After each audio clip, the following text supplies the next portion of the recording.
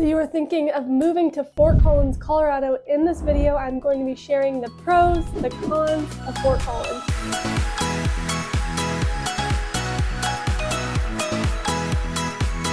If this is your first time on the channel and you want to know everything there is about living in Fort Collins and the surrounding suburbs, then subscribe below so you can be the first to know about the current market here in northern Colorado. My name is Sophia Cottle and I am a Colorado native, so I know the good, the bad, the ugly, and I am here to help you navigate it all. I love helping people make their move to northern Colorado, and whether that's 9 days or 90 days, please feel free to reach out. All of my contact info is in the description and I would be happy to help you make a smooth move here to Fort Collins. Today we are diving into one of Colorado's absolute gems, Fort Collins, Colorado. We like to call Fort Collins FOCO, and FOCO has so much going for it, but let's be honest, it's not perfect. So today I'm going to be sharing real life pros and cons of living in Fort Collins, and we're gonna alternate between the good and the not so good. So let's kick things off. Let's start with the pro. A first pro is it's basically outdoor paradise. Fort Collins is an absolute playground if you love nature and being outside. We've got over 300 days of sunshine year round, and that's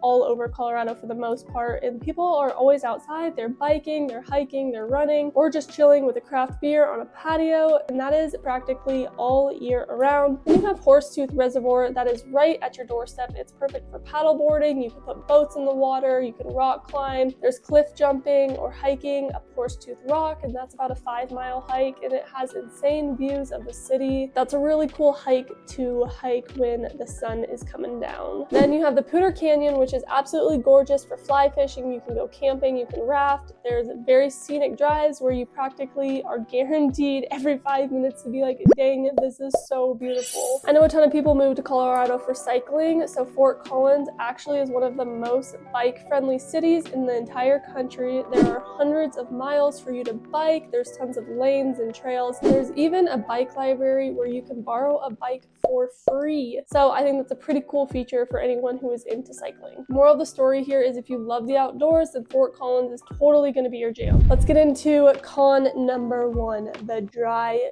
Colorado climate. Colorado is high desert territory, and Fort Collins is no exception. Your skin might feel like an actual snake if you don't moisturize or hydrate. Your lips will always need chapstick, and your hair, well, let's just say that humidity is not a thing here, and my hair is always so dry all the time. But winter can feel very dry, especially because of the indoor heating. Plus, if you're new to altitude, it can be a while and take you a minute to adjust, but you might get winded faster or experience headaches, especially if you're coming from a place of sea level. And hydrating will save you guys, so make sure you always have your electrolytes, have some water in hand, maybe a Gatorade, and you have some moisturizer. Pro number 2 is the charming downtown vibes, you guys. Oh, it's a dream. Picture brick streets, there's twinkling lights everywhere, there's patios overflowing with people, there's coffee on every corner or craft beer, there's street musicians giving you major Main Street vibes. Actually, a fun fact, in Old Town, it is rumored to have inspired by Walt Disney, designer for Disneyland's Main Street. The architecture is very, very gorgeous and historic. There are some unique boutiques, there's indie bookstores, there's art galleries. Like I said, there's coffee shops on literally every corner, and locally owned restaurants that serves anything from farm to table cuisine to funky fusion dishes. I always say there's always something happening. First Friday art walks, and you have the summer concert series, and you have festivals like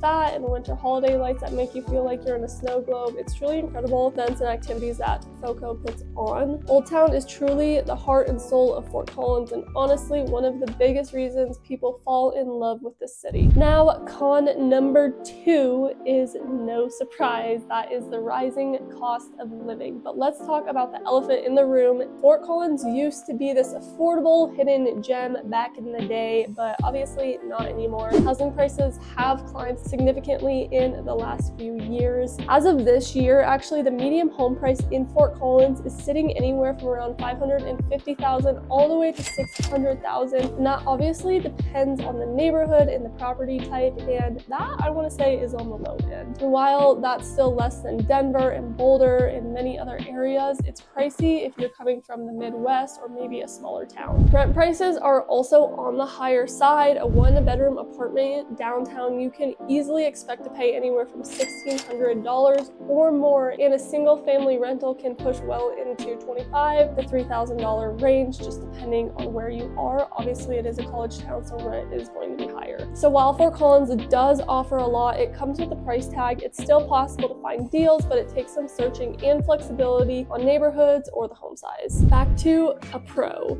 craft beer haven, because Fort Collins is known for the beer. Let's talk about one of my personal favorite things about Fort Collins. I love beer. I love going and sitting outside and just having a beer or a cocktail. FOCO has over 20 craft breweries from big names like you have New Belgium, you have Odell Brewing, then you have those smaller hidden gems like Funkworks and the Horse and Dragon, and those are downtown as well. There's even a self-guided beer tour where you can hop from brewery to brewery and you can sample all kinds of creative brews, which I think that would be a really fun day date. People here treat beer like an art form, you guys. It's no joke. It's basically a hobby and a social activity all rolled into one. So if you're into that, I think you'd fit in perfectly here. And even if you're not a beer drinker, many of these places do have amazing outdoor patios. They have live music, they have food trucks, you can play some games outside, and I do know that they host community events. It's a huge part of the local culture here in FOCO. Con number 3 is the growth and the traffic. Fort Collins used to feel like a small town. These days, certain roads like Harmony Road or there's College Avenue can feel more like a big city. There's traffic jams, especially during rush hour, and construction is ongoing in many parts of town as the city tries to keep up with the growing population, especially off of I-25 going into Fort Collins. If you're used to small town traffic, you'll definitely notice the difference, and you really do need to plan accordingly when you are heading out of the house. And on CSU game days, you guys, if there's a football game, traffic and parking downtown can be a disaster. Just like I said, plan accordingly, plan ahead, or enjoy the game yourself at home. Pro number 4, one of the biggest pros for families in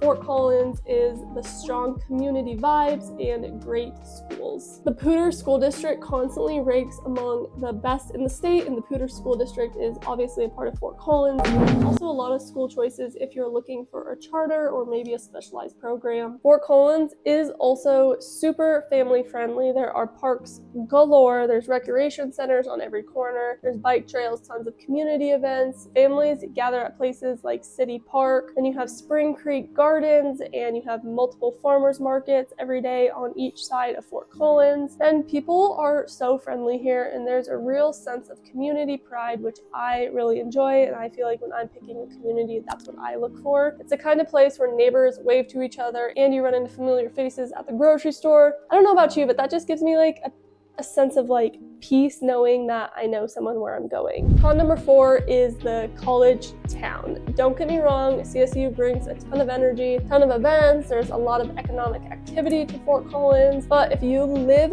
close to campus in one of the neighborhoods like Graham Village or parts of Old Town, you're really gonna encounter lots of college students, so take that in consideration when you are picking a neighborhood. That can obviously mean late night noises, crowded bars downtown, and streets jammed with scooters or bikers, and some neighborhoods become ghost towns in summer when students leave, and then come August they obviously get back to being packed and loud. It's obviously not necessarily bad, but if you're looking for super quiet suburban vibes, you'll want to pick a neighborhood very carefully and make sure you're talking to someone that knows the area. Pro number 5, finally, let's talk about the overall vibe. Fort Collins is obviously drop dead gorgeous, like I mentioned earlier in the video. Everywhere you look, there's a mountain backdrop. Horsetooth Rock stands over the city. Sunsets here are insane. The sky lights up. It's pink, oranges, purples all over the Rockies, and to me,